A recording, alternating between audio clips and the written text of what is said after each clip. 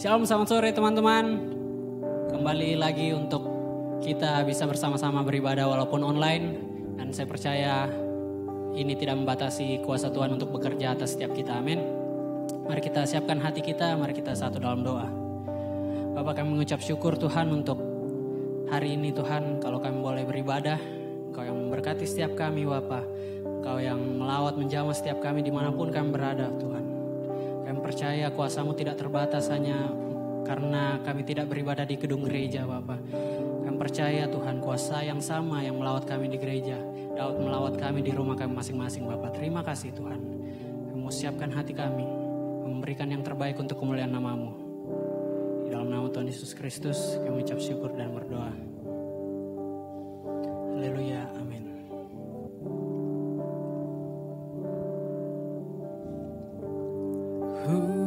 Menyembah dalam kudus hadirat-Mu, hampiri tahta kasih karunia-Mu Bapa. Kekuatanku Tuhan,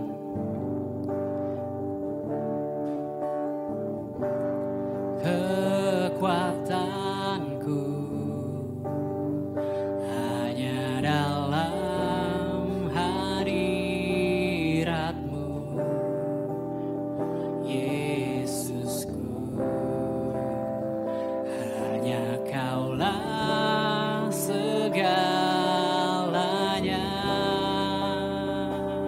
Kami yakin Tuhan, ku yakin Kau hadir di sini.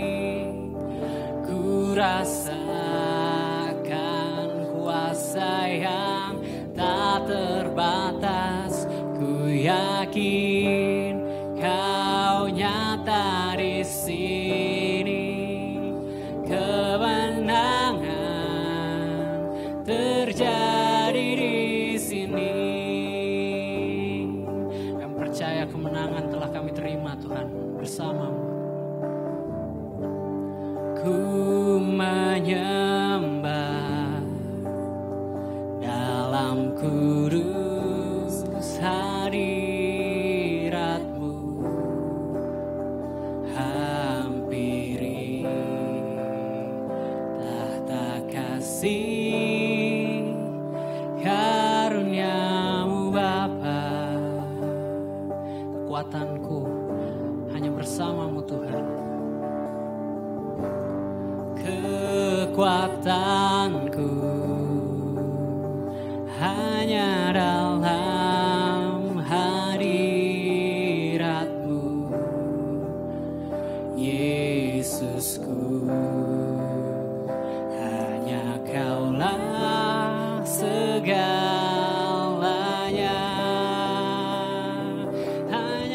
Segalanya, ku yakin Kau hadir di sini. Ku rasakan kuasa yang tak terbatas. Ku yakin Kau nyata di sini. Kemenangan terjadi di sini. Ku yakin Kau hadir di sini. Ku rasakan kuasa yang tak terbatas. Ku yakin Kau nyata di sini. Kemenangan terjadi. Sekali katakan ku yakin Kau hadir di sini. Ku rasakan kuasa yang tak terbatas. Ku yakin Kau nyata di sini. Kemenangan terjadi di kesembuhan terjadi di sini, kelepasan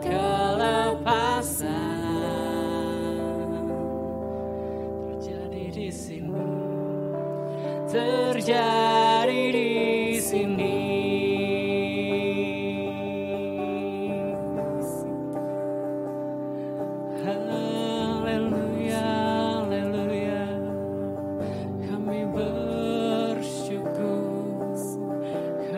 Percaya Tuhan, kuasa-Mu nyata, kuasa-Mu sempurna Yesus.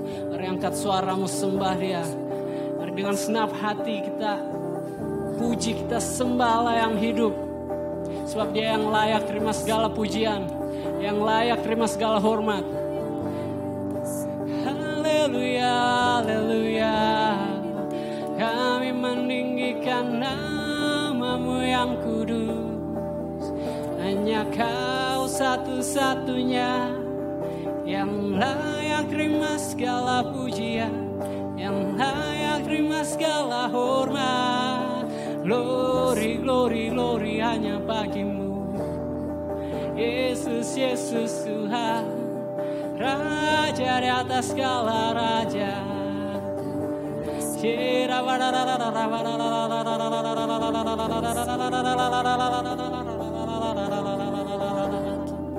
Hanya Kau Yesus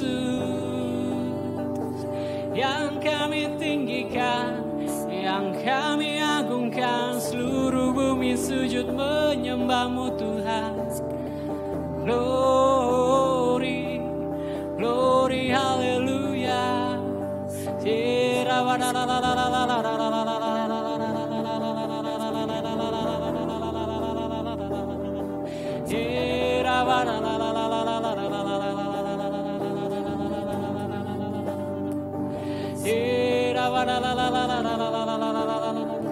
Hanya Kau yang layak diagungkan, hanya Kau yang layak ditinggikan.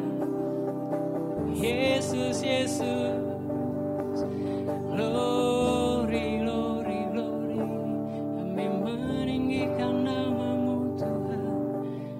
Kami agungkan Kau Yesus. Dengan senap hati kami, dengan senap jiwa kami. Glory, glory, glory. Haleluya, haleluya.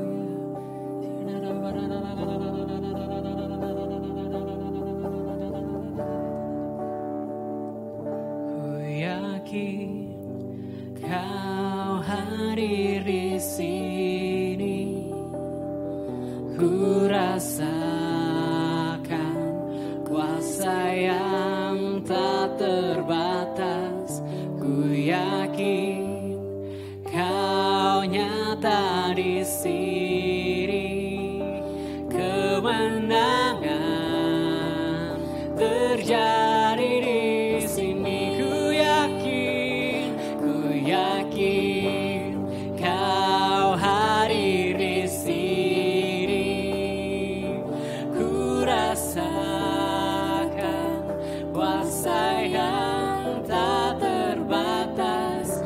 Ku yakin Kau nyata di sini, kemenangan terjadi di sini. Kesembuhan terjadi di sini, kelepasan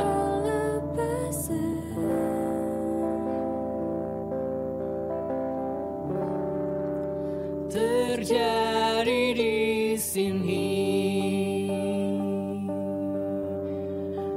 Bersyukur Tuhan buat semua kebaikan-Mu Tuhan sampai dengan saat ini Tuhan. Kami bersyukur kami boleh beribadah, kami bersyukur kami boleh merasakan hadirat-Mu, boleh menerima lawatan-Mu Tuhan. Kami yakin dan percaya Kau hadir di tengah-tengah kami dalam ibadah ini Tuhan. Sebentar lagi kami akan mendengarkan firman-Mu.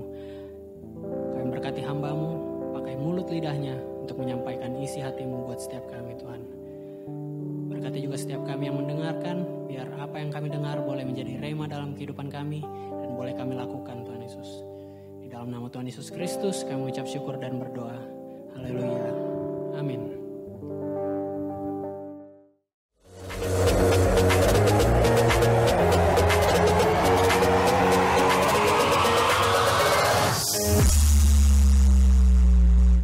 Selamat sore teman-teman, kembali lagi di ibadah youth kita. Nah sore hari ini saya mau sharing instan yang berbahaya. Saya percaya semua pasti sudah kenal yang namanya yang instan-instan. Ada mie instan, ada bubur instan, ada ice cream instan, sampai bakpao instan pun sekarang sudah ada. Enak iya, tapi yang instan-instan itu membahayakan, betul tidak? Saya 2 minggu lalu buka Facebook, di situ saya lihat ada foto usus yang rusak karena dia orang yang punya usus itu terlalu sering makan mie instan. Memang akibatnya tidak langsung, tapi jauh hari itu akan berakibat kalau suka yang instan-instan. Nah, instan itu enak, tapi membahayakan. Yang tidak enak itu, yang butuh proses, tapi menyelamatkan. Minggu kemarin suami saya itu beli sepeda. Namun sebelum dia beli sepeda, dia sudah bilang sama saya, dia sudah merencanakan, saya mau beli sepeda, saya mau olahraga. Saya bilang, olahraga dilarang, rame-rame naik sepeda dilarang. Dia bilang, tidak, saya mau olahraga pagi-pagi sebelum orang bangun. Oh ya, oke.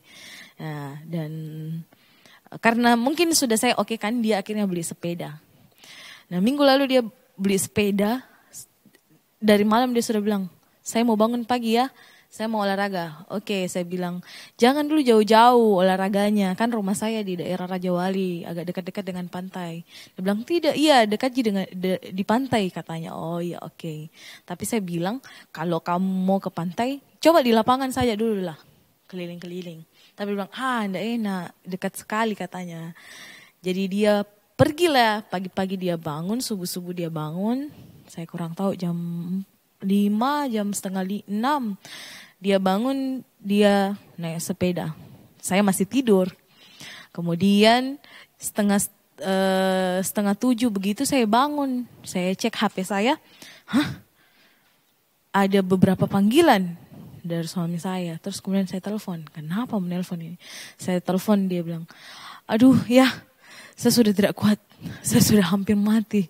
Saya langsung, kenapa bisa?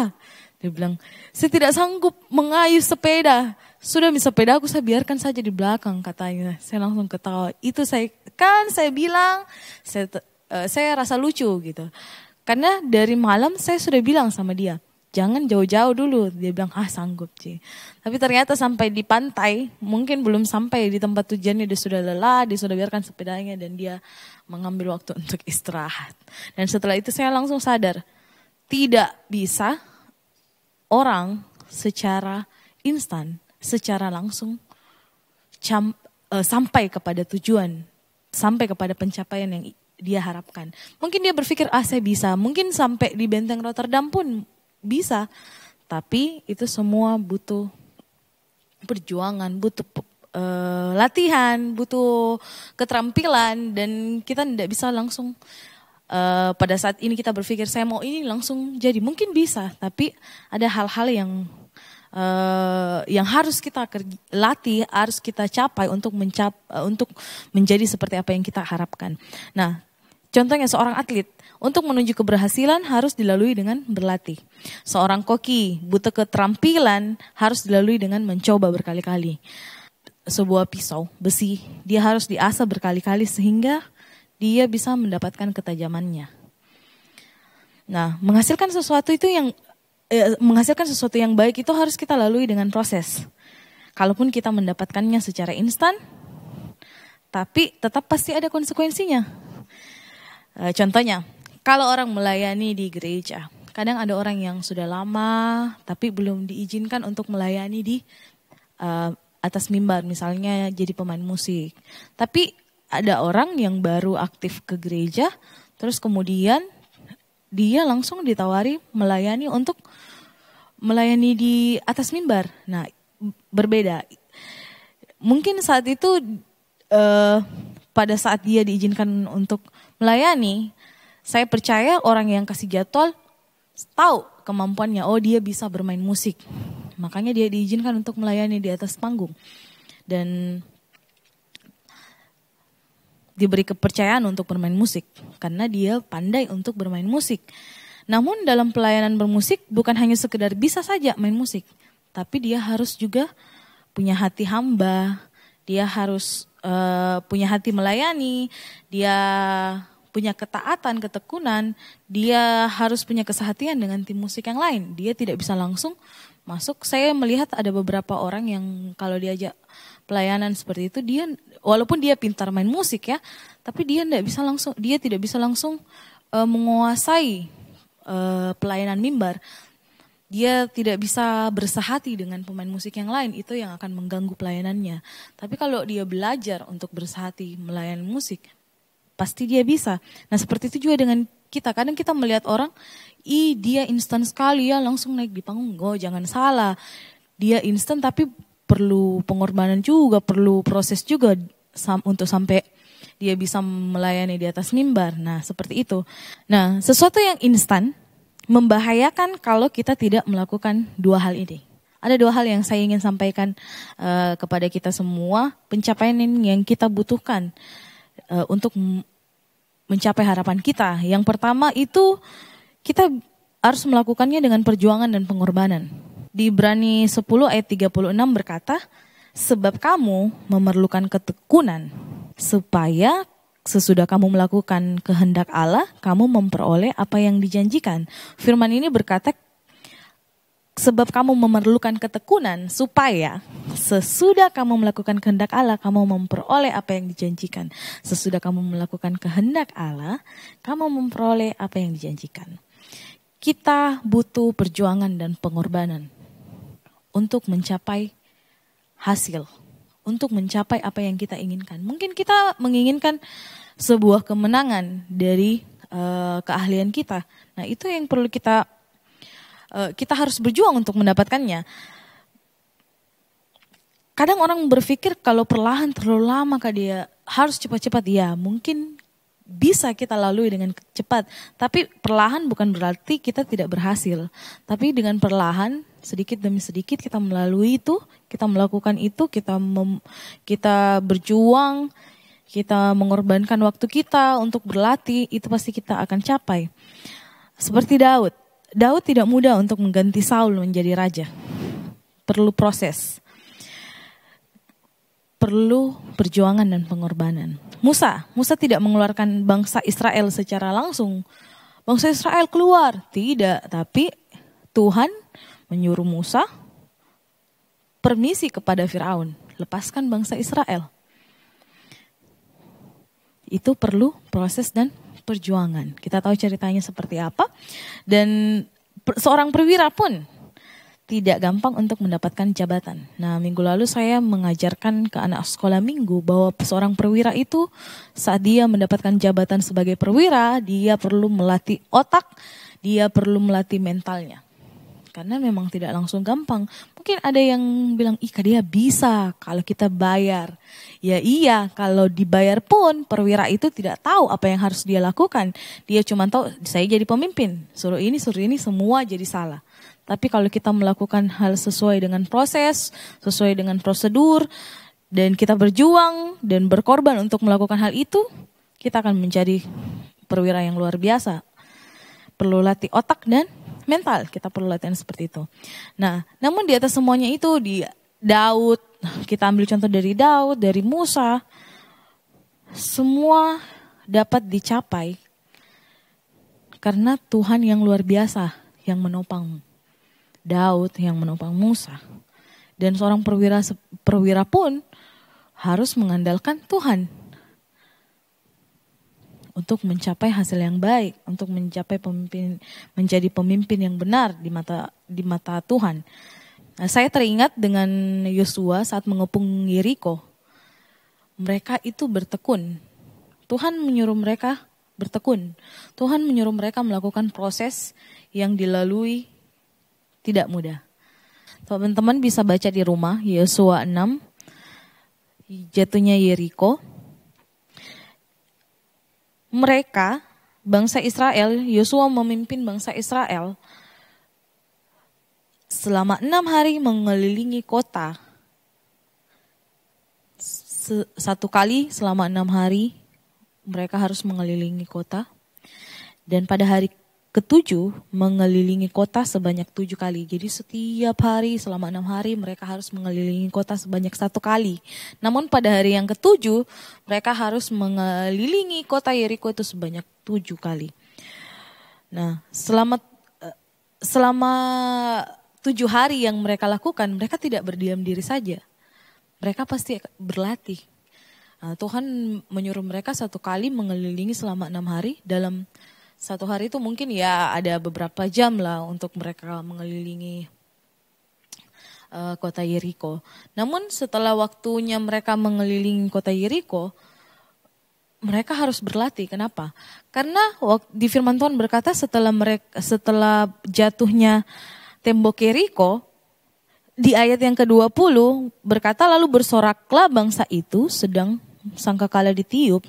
Segera sesudah bangsa itu mendengar bunyi sangkakala, bersoraklah mereka dengan sorak yang nyaring, maka runtuhlah tembok itu. Lalu mereka memanjat masuk ke dalam, masing-masing langsung ke depan dan merebut kota itu. Mereka di ayat yang ke-21, mereka menumpas dengan mata pedang segala sesuatu yang di dalam kota itu, baik laki-laki maupun perempuan, baik tua maupun muda, sampai kepada lembu, domba, dan keledai. Walaupun kita melihat bahwa Yosua dan orang-orangnya ini yang berkeliling sebanyak 7 kali mengelilingi kota Yeriko, kita bisa bayangkan capeknya mereka, tapi ternyata tidak. Karena ada latihan di situ. Saya melihat ada ketekunan mereka berlatih. Mereka tidak santai setelah mengelilingi, santai di rumah, tidak, tapi mereka berlatih.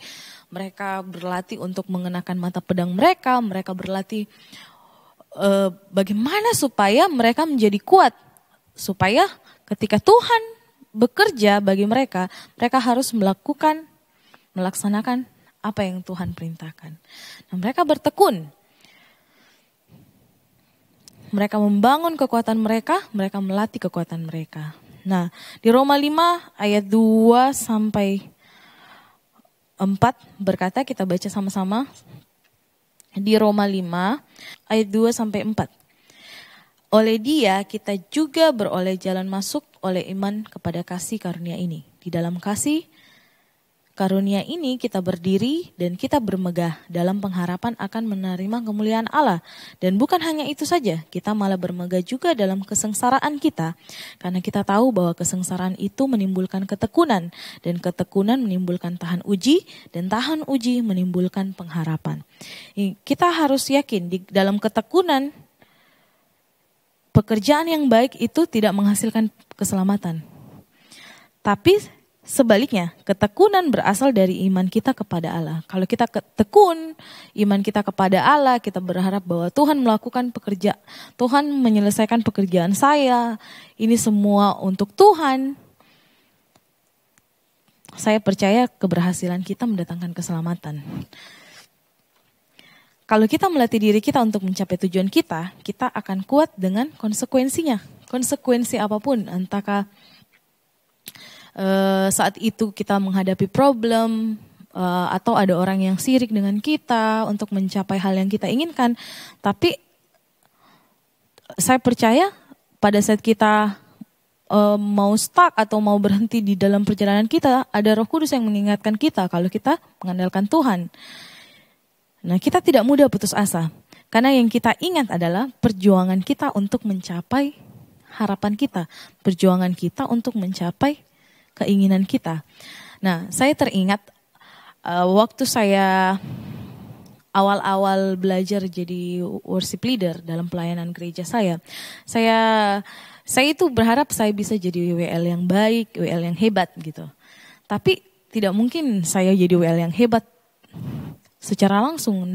Namun dalam perjalanan menjadi WL itu banyak juga halangan yang banyak juga kayak seperti saya tidak mampu Tuhan. saya tidak sanggup Tuhan. Saya malah berpikir, saya mundur saja Tuhan. Tapi dalam semuanya itu Tuhan selalu ingatkan, tidak ada yang tidak mungkin untuk kita lakukan.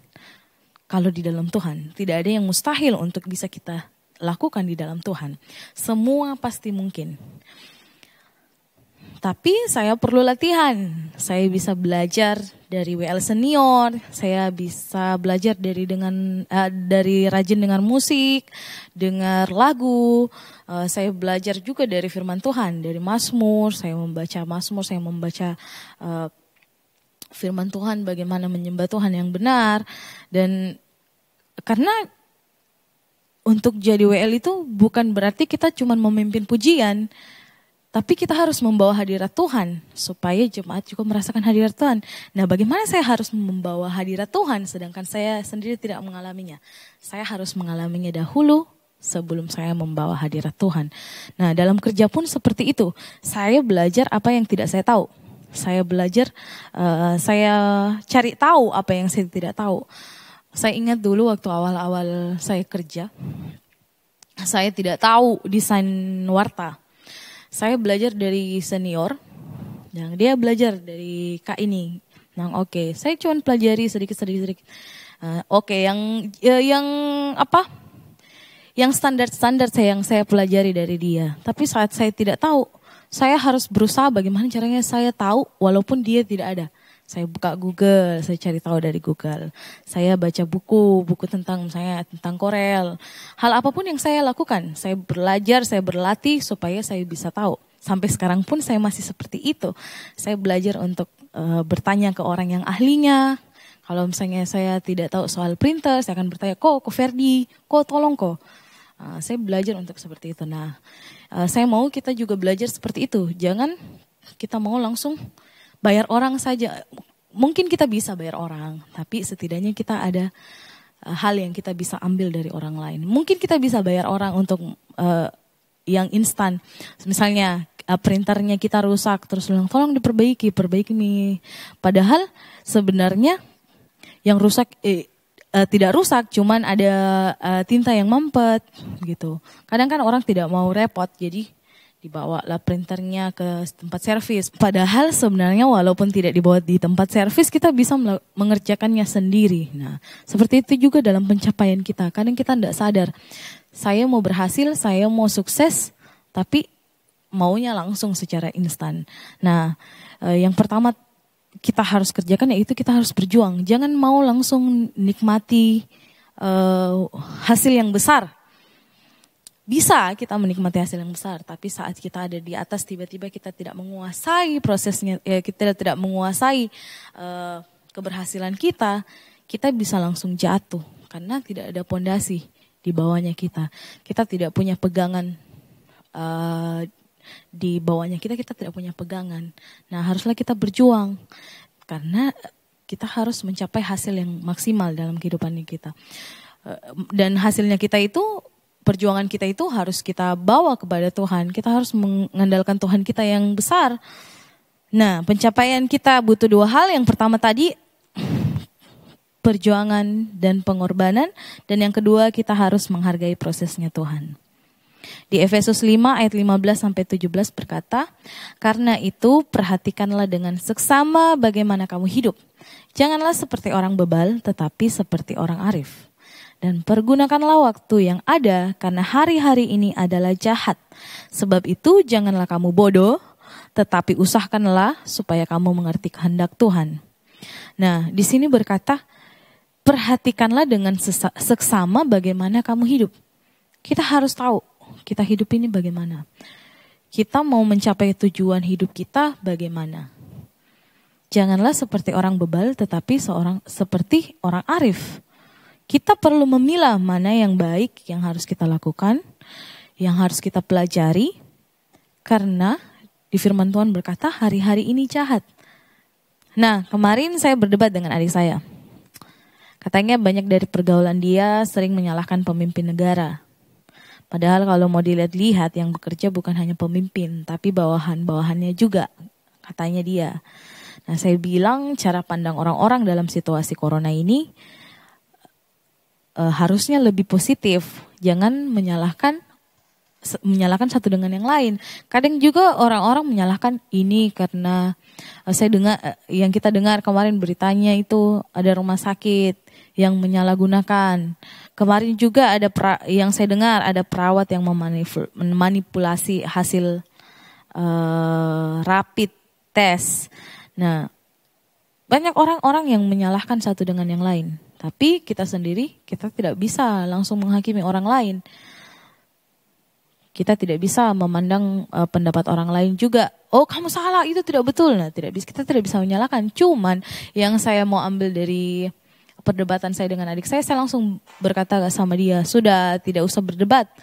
Yang perlu kita lakukan yaitu kita mendoakan pemimpin kita, bukan menyalahkan orang lain. Ya kita doakan. Yang kalau kita rasa dia salah, misalnya rumah sakit salah, kita doakan rumah sakit itu.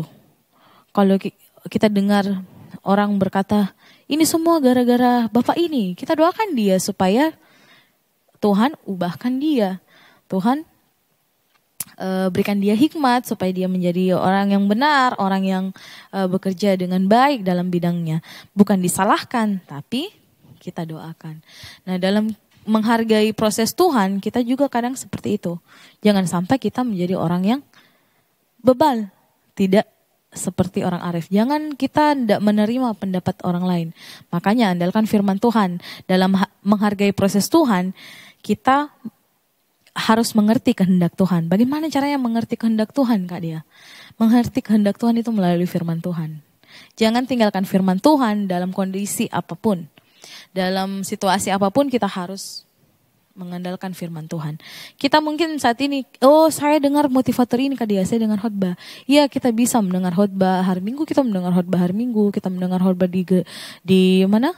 Di hamba-hamba Tuhan yang lain kita bisa mendengar khotbah dan firman Tuhan kita bisa mengerti, tapi jangan sampai kita meninggalkan pembacaan firman Tuhan pribadi kita yang selalu kita bilang DBS. Nah, kita harus melatih diri kita untuk melakukan DBS yang biasa kita lakukan, Daily Bible Study.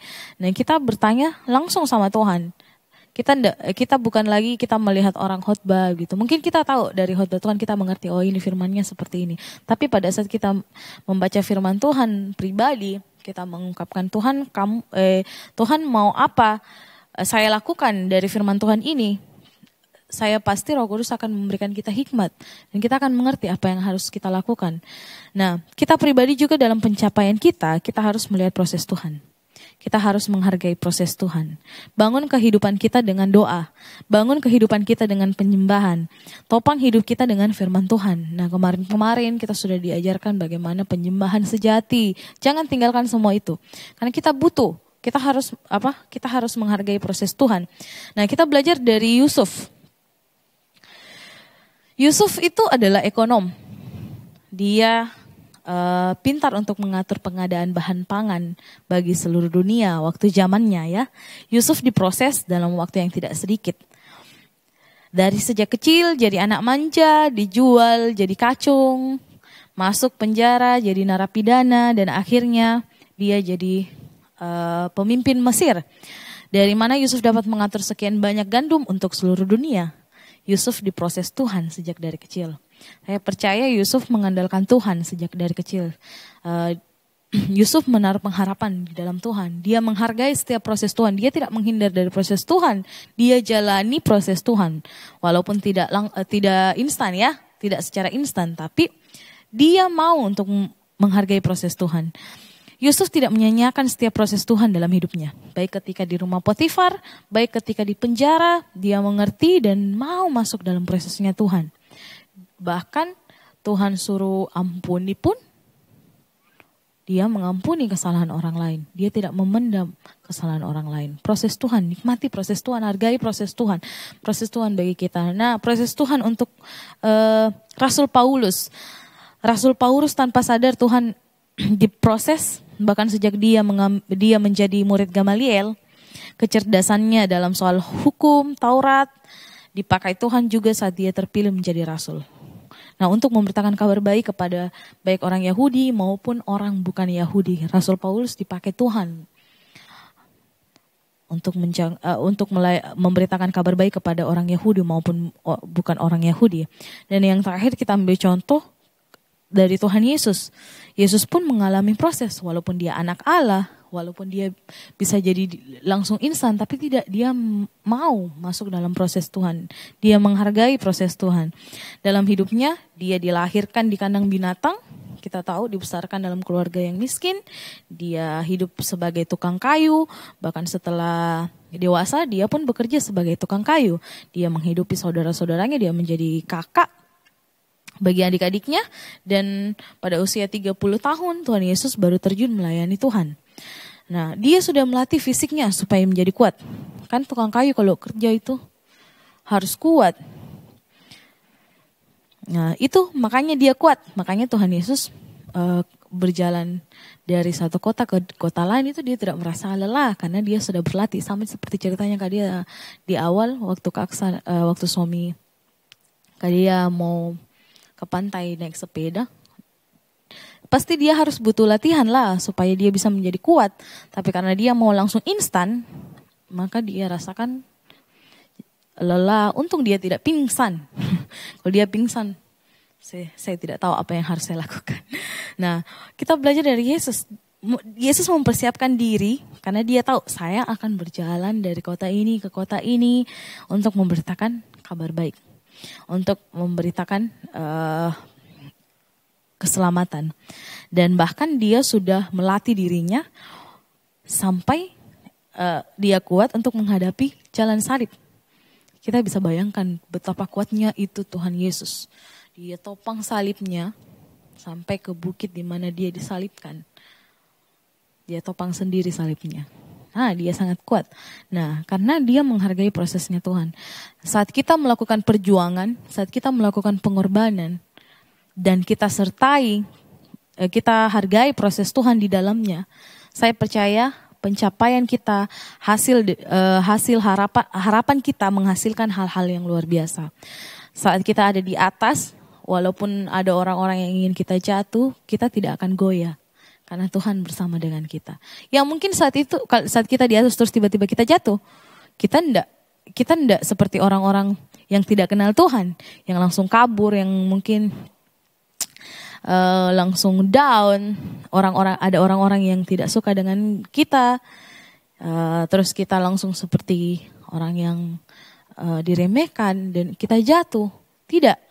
Kalau kita berjalan, kita menghargai proses Tuhan, kita memasukkan Tuhan dalam rencana kita, saya percaya kita akan kuat. Walaupun kita jatuh, walaupun kita gagal, kita mampu untuk bangkit kembali. Mari kita belajar mengerti kehendak Allah. Apa yang Allah inginkan untuk kita, bisa mencapai harapan-harapan dan keinginan kita. Makanya kita harus punya tujuan yang pondasinya kita itu kuat. Kita harus memiliki pondasi Kristus. Supaya kita kuat, kita tidak mudah jatuh, kita tidak mudah putus asa, kita harus miliki pondasi Kristus. Walaupun ada saat di mana kita stuck ya, kita berhenti. Tapi saya percaya Roh Kudus terus bekerja kalau kita mengandalkan Tuhan dalam hidupnya kita. Nah, kita harus juga bersyukur punya Allah seperti Tuhan Yesus. Kita harus bersyukur kita bisa dapat kekuatan dari firman Tuhan. Jangan sampai kita hanya berjuang, kita berkorban, kita mengorbankan waktu untuk latihan, tapi kita tidak menghargai proses Tuhan dalam semuanya itu. Kita cuman punya ambisi untuk mencapai, tapi kita tidak menikmati proses Tuhan, kita tidak mengandalkan Tuhan dalam pencapaian kita. Jangan sampai seperti itu. Saya yakin kita semua bisa belajar untuk teman-teman belajar bahwa kalau kita mengandalkan Tuhan, kita menghargai proses Tuhan yang kita lalui dalam perjuangan dan pengorbanan kita untuk mencapai hasil yang luar biasa. Saya percaya kita semua mendapatkan hasil yang sempurna. Oke, itu saja firman Tuhan untuk sore hari ini. Syukuri apa yang kita punya, maksimalkan apa yang kita miliki. Tuhan Yesus memberkati. Mari kita berdoa. Tuhan, terima kasih untuk firman-Mu sore hari ini. Kami mau belajar Tuhan dalam pencapaian kami mau Tuhan melakukan pengorbanan, perjuangan dalam pencapaian kami Tuhan. Kami mau Tuhan dalam hidup kami tidak melakukan hal-hal yang instan dengan tidak bertopang, tidak berpondasi di dalam Kristus. Kami mau Kristus hidup di dalam kami, dalam rencana kami, dalam pencapaian kami, dan kami mau hargai setiap proses yang Tuhan lakukan dalam hidup kami. Kami mau Tuhan memulai kehidupan kami melalui firman-Mu, melalui latihan-latihan kami di dalam Engkau Tuhan, melalui doa penyembahan kami di dalam Engkau Tuhan. Engkau ingatkan kami terus untuk maju, untuk bangkit, untuk mencapai hasil yang sempurna dalam masa depan kami Tuhan. Terima kasih Tuhan untuk sore hari ini kami percaya firman-Mu hidup dan bertumbuh dalam kehidupan kami. Terpujilah nama-Mu, dalam nama Tuhan Yesus kami berdoa dan mengucap syukur. Haleluya. Amin.